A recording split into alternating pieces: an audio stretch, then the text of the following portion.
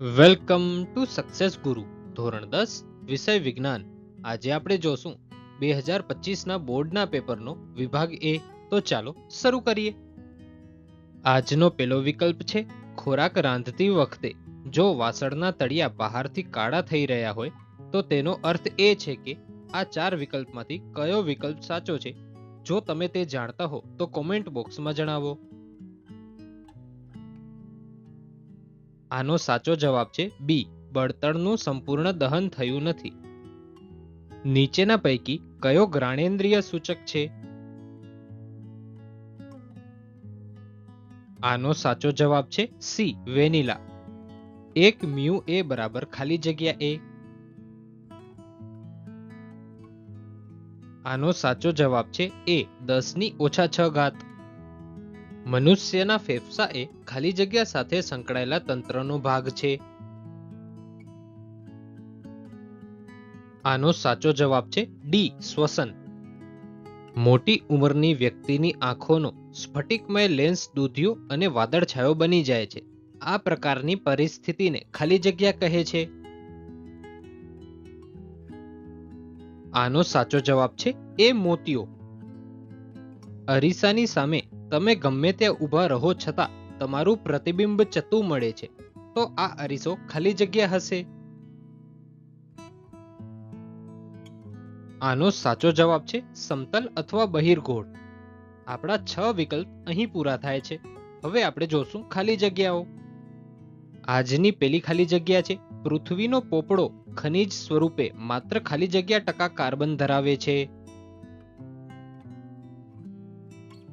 આનો સાચો જવાબ છે 0.02%. વિદ્યુત સ્થિતિમાનના તફાવતનો એસઆઈ એકમ ખાલી જગ્યા વૈજ્ઞાનિકના નામ પરથી રાખવામાં આવ્યો છે. આનો સાચો જવાબ છે એલેસાન્ડ્રો વોલ્ટા. અજારક શ્વસન દરમિયાન આપણી સ્નાયુમય પેશીમાં પાયરુવેટનું રૂપાંતર ખાલી જગ્યામાં થાય છે. આનો સાચો જવાબ છે લેક્ટિક એસિડમાં. ખાલી જગ્યા પ્રાણી પોતાનું લિંગ બદલી શકે છે. આનો સાચો જવાબ છે સ્નેઇલ. લેન્સનું ખાલી જગ્યા સૂત્ર છે. આનો સાચો જવાબ છે 1/v - 1/u બરાબર 1/f. સિનાબારનું રાસાયણિક સૂત્ર ખાલી જગ્યા છે. આનો સાચો જવાબ છે HGS. આપણી ખાલી જગ્યાઓ પણ અહીં પૂરી થાય છે. હવે આપણે જોશું ખરા ખોટા.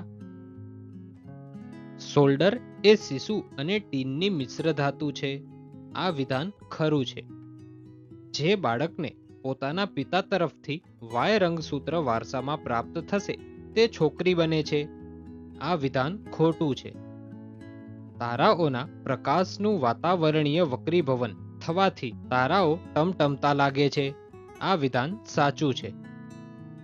જ્યારે એસિડના દ્રાવણને મંદ કરવામાં આવે ત્યારે હાઇડ્રોનિયમ આયનોની સાંદ્રતામાં વધારો થાય છે. આ વિધાન ખોટું છે. આપણા ખરા ખોટા પણ પૂરા થયા. હવે આપણે જોશું માગ્યા મુજબ ઉત્તર આપો.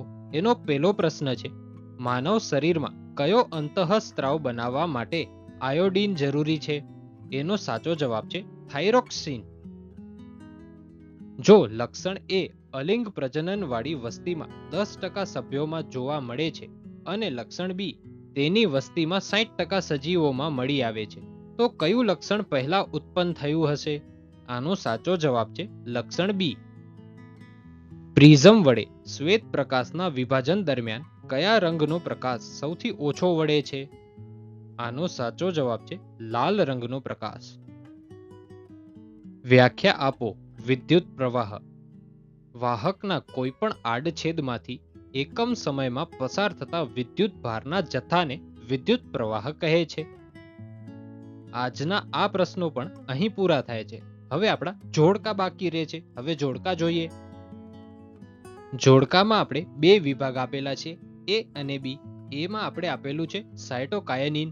જેનો જવાબ જો તમે બી વિભાગમાંથી જાણતા હો તો કોમેન્ટ બોક્સમાં જણાવો. એનો સાચો જવાબ છે સી, કોષ વિભાજનને પ્રેરિત કરે છે. અને એ વિભાગમાં બીજું આપેલું છે જીબ્રેલિન. એનો સાચો જવાબ આવશે એ.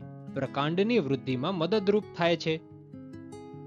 એ વિભાગમાં આપણે આપેલું છે જે સજીવો પોતાનો ખોરાક જાતે બનાવે તેને આપણે તૃણાહારી કહેશું, ઉત્પાદક કહેશું કે માંસાહારી કહેશું? તેનો સાચો જવાબ આવશે ઉત્પાદક.